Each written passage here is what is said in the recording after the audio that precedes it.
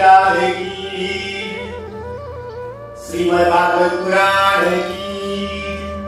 राधे राधे।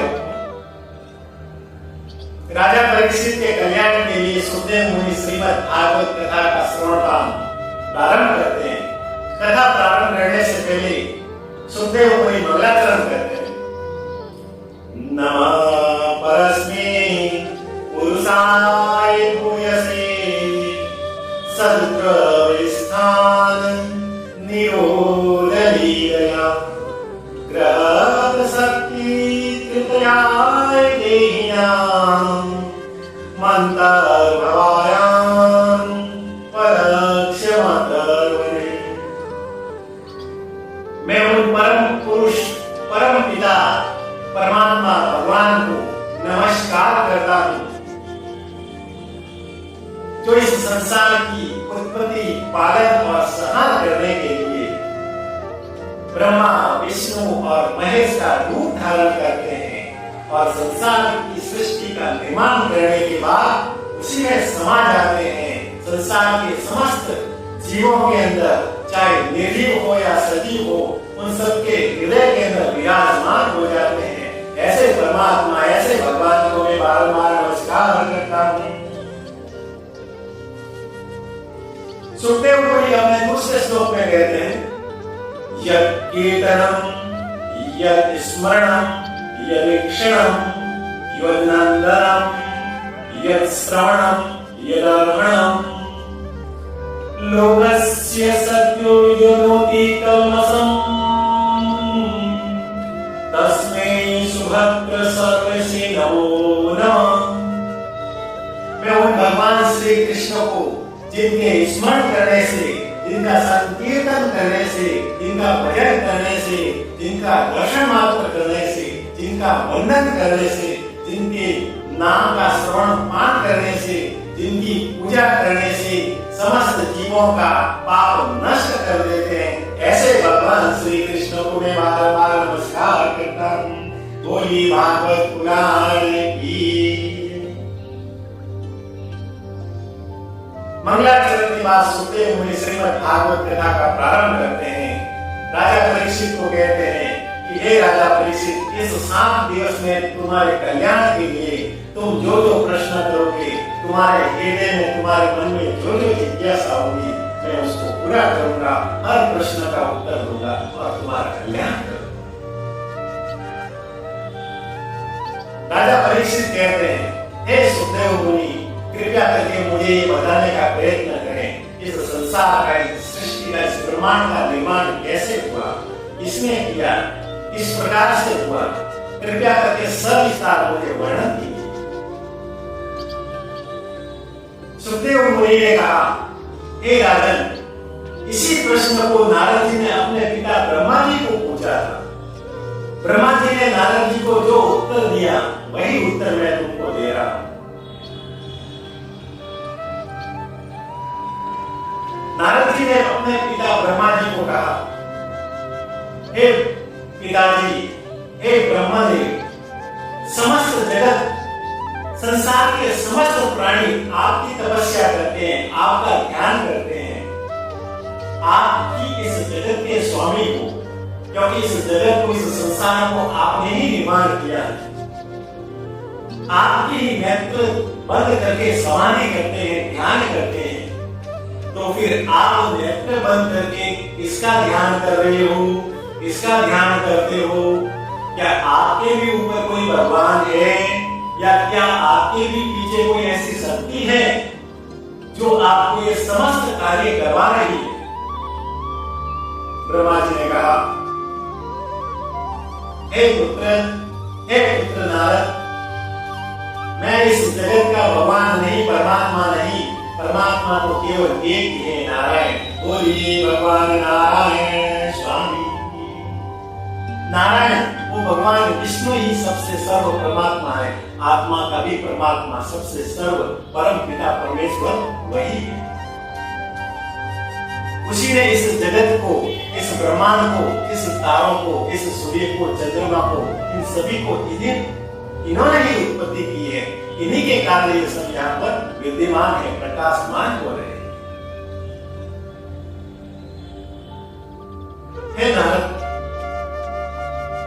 जब इस संसार में ना तुम थे ना मैं थे या किसी भी प्रकार का जब कोई प्राणी नहीं थे, तो भगवान नारायण विष्णु थे। इस संसार है तब भी भगवान नारायण थे। और इस संसार का, इस ब्रह्मांड का, इस सृष्टि का जब नाश हो जाएगा, नष्ट हो जाएगा, तब भी भगवान रहेंगे। इसलिए इस जगत के अंदर यदि कोई सत्य है तो वो केवल एक ही है, वो है हमारा परम पिता भगवान श्री नारायण विष्णु। एक बार की बात है, भगवान नारायण ने मन के अंदर विचार किया, एक हो बहुश्याम, मैं एक से बहुत कैसे हूं, मैं एक से अनेक कैसे हूं। इस प्रकार का जब भगवान नारायण ने विचार किया, क्या मुझे एक से अनेक होना है, भगवान के मन के अंदर हृदय में एक से अनेक होने की जब इच्छा जागृत हुई, तब भगवान ने सर्वप्रथम जल की उत्पत्ति की। उसके पश्चात शेषनाग को प्रकट किया और शेषनाग के सैया पर भगवान लेट गए। जब भगवान नारायण विष्णु क्षीर सागर के अंदर शेषनाग के सैया पर लेटे हुए थे, तो उनकी नाभि से कमल पुष्प की उत्पत्ति हुई और उन्हीं कमल पुष्प के अंदर से भगवान ब्रह्मा जी, साक्षात ब्रह्मा जी प्रकट हुए। बोले ब्रह्मदेव की। जब ब्रह्मा जी प्रकट हुए तो उन्होंने चारों ओर देखा तो अंधेरा ही अंधेरा था। जब चारों ओर अंधेरा ही अंधेरा देखा तो मन के अंदर विचार किया कि मैं कौन हूं, यहां पर कैसे पहुंचा हूं, मुझे किसने प्रकट किया है, मुझे किसने उत्पन्न किया है और मेरी उत्पत्ति का क्या कारण है। इस प्रकार की मन के अंदर जब विचार करने लगे, लेकिन किसी भी प्रकार का जब कोई प्रश्न का उत्तर नहीं मिला, तो पुनः उस कमल नाल के अंदर प्रवेश कर गए और प्रवेश करते हुए वो चलते रहे, लेकिन थक हार कर जब कमल नाल का कोई मूल भाग अंत नहीं मिला, तो पुनः उस कमल नाल के अंदर से बाहर निकले और कमल पुष्प पर बैठकर विचार करने। बोलिए बांके बिहारी लाल की। जब विचार कर ही रहे थे कि आकाशवाणी हुई, उस आकाशवाणी को सुनने के लिए, आकाशवाणी की आवाज को सुनने के लिए ब्रह्मा जी दाईं ओर देखे तो दाईं ओर एक मुख हो गया, बाईं ओर देखा तो बाईं ओर एक मुख हो गया, पीछे देखा तो पीछे एक मुख हो गया। इस प्रकार से ब्रह्मा जी 4 मुखों वाले हो गए। बोलिए चतुर्मुख ब्रह्म ब्रह्मदेव की। फिर उन्होंने सुना कि उस सागर की लहरों के अंदर जोर जोर से लहरें उठ रही थी। उस लहरों के अंदर से 2 शब्द उनको सुनाई दिए, त प। जिस प्रकार से लहरें जोर जोर से उठ रही थी, उस लहरों के अंदर से 2 शब्द त प अर्थात तप, अर्थात तपस्या, इस प्रकार के जब शब्द सुनाई दिए, तब ब्रह्मा जी ने आकाशवाणी के संकेत को समझ के और कमल पुष्प के ऊपर विराजमान होकर भगवान की तपस्या करने लगे। बोलिए बांके बिहारी लाल की।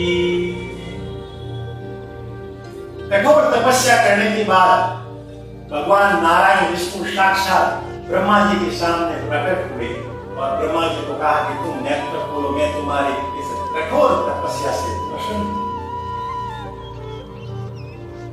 सबसे पहले भगवान नारायण ने ब्रह्मा जी को वैकुंठ धाम के दर्शन करवाए और फिर ब्रह्मा जी को कहा कि मैंने इस संसार की उत्पत्ति के लिए तुमको प्रकट किया है, जाओ तुम इस संसार का निर्माण करो, संसार की उत्पत्ति करो और संसार को आगे बढ़ाओ। ब्रह्मा जी ने कहा मैं तो अज्ञानी हूँ, अभी अभी मैं प्रकट हुआ हूँ, मुझे तो किसी भी प्रकार का कोई ज्ञान नहीं, बिना ज्ञान के अज्ञान रूप में मैं संसार का कैसे निर्माण कर सकता हूँ, संसार की उत्पत्ति कैसे कर सकता हूँ।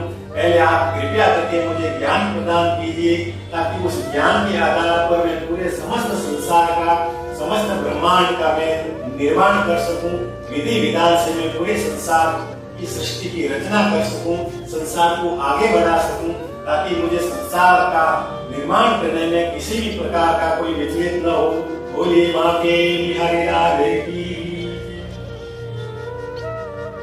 ब्रह्मा जी ने जब इस प्रकार का भगवान नारायण विष्णु को निवेदन किया, तब नारायण ने ब्रह्मा जी को 4 श्लोक का ज्ञान प्रदान किया। यही 4 श्लोक आगे चलकर श्रीमद् भागवत पुराण के रूप में 18,000 श्लोक, 335 अध्याय और 12 स्कंद के रूप में वह रचित हुए। इसी 4 श्लोक के अंदर संपूर्ण संसार का, संपूर्ण ब्रह्मांड का ज्ञान इसके अंदर विराजमान है। 4 श्लोक को यदि जीवन के अंदर उतार दिया तो समझो आपने संसार को प्राप्त कर लिया, भगवत को प्राप्त कर लिया, परमात्मा को प्राप्त कर लिया, पूरे ब्रह्मांड को समझ लिया। भगवान नारायण ने प्रथम श्लोक में कहा है, अहमेव समवाप्ति नान्यत् सत्परं पश्चादहं यदेतश्च यो अवशिष्येत् सोऽस्मि। भगवान नारायण ने ब्रह्मा जी को प्रथम श्लोक के अंदर तत्व ज्ञान का उपदेश दिया।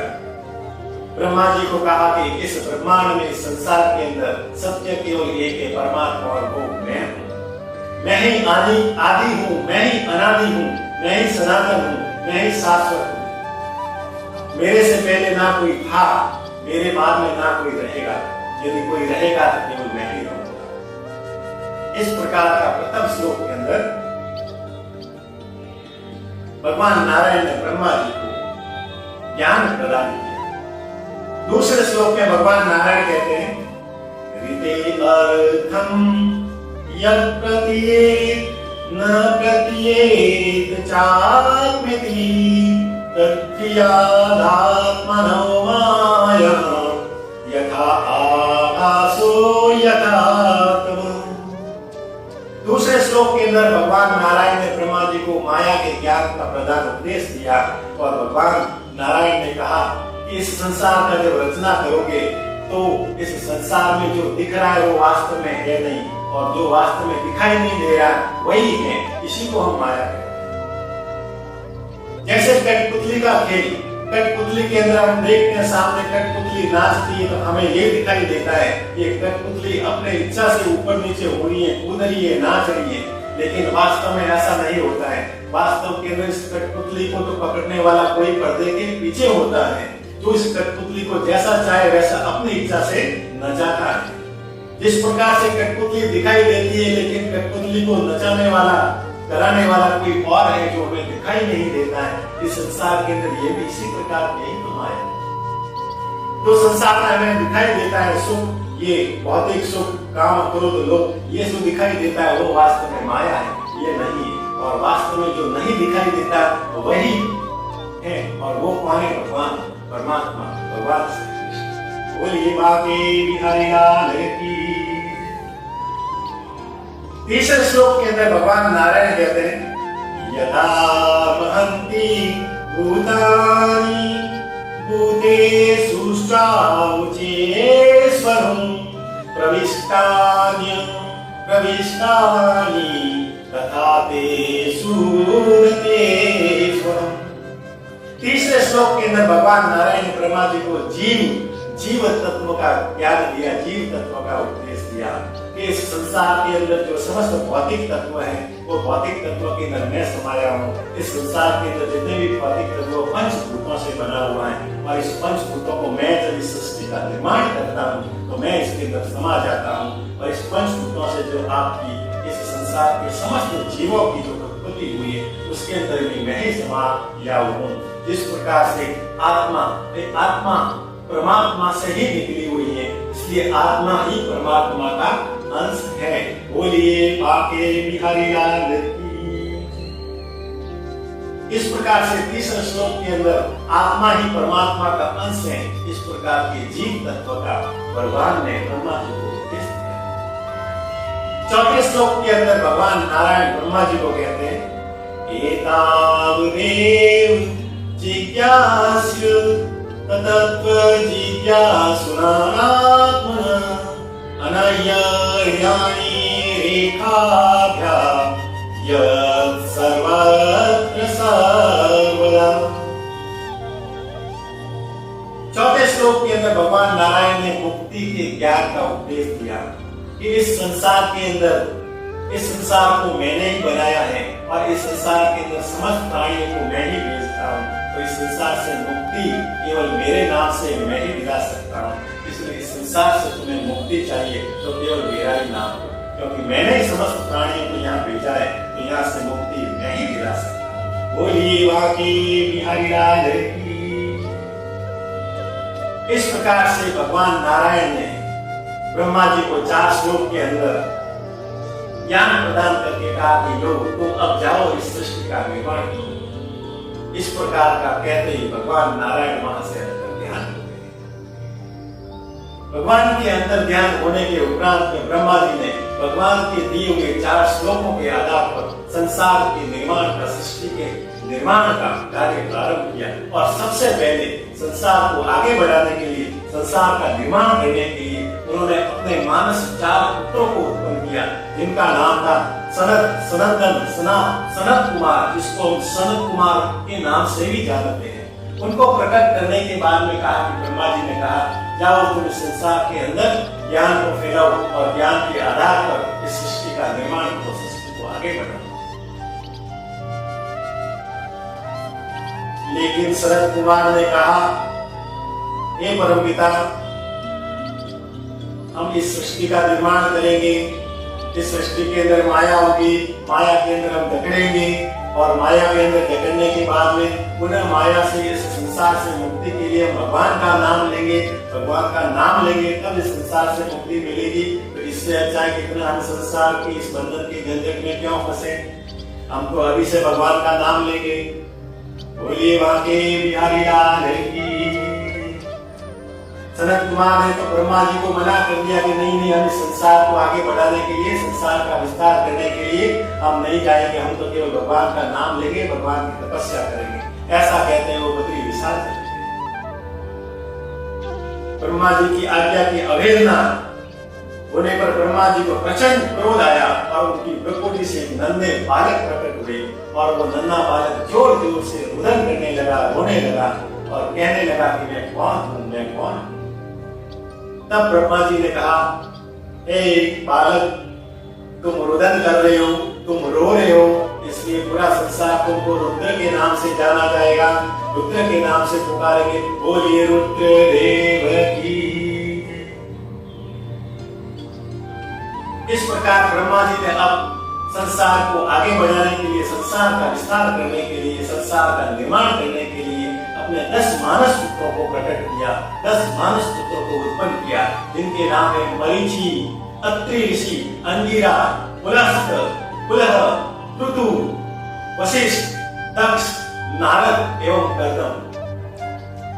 10 मानस पुत्रों को प्रकट करने के उपरांत उसके पश्चात ब्रह्मा जी ने अपने बाएं भाग से स्त्री शत्रुपा और अपने दाएं भाग से पुरुष स्वयंभू मनु को प्रकट किया। दोनों ने मिलकर ब्रह्मा जी के चरणों को स्पर्श किया, वंदन किया, उनको प्रणाम किया। ब्रह्मा जी ने दोनों को आशीर्वाद दिया और कहा कि तुम दोनों जाओ मिलकर इस संसार को आगे बढ़ाओ, संतान प्राप्त उत्पत्ति करो और इस संसार का निर्माण करो।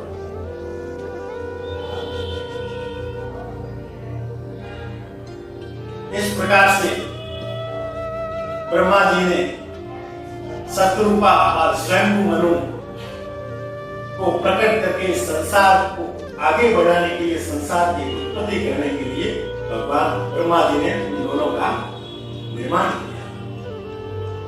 मैत्र मुनि कहते हैं प्रियव्रतो न पादो तिस्त्र कन्याश्च भारत आपूर्तिर्देवूर्तिर्श्च प्रसूतिर्श्च सत्तम।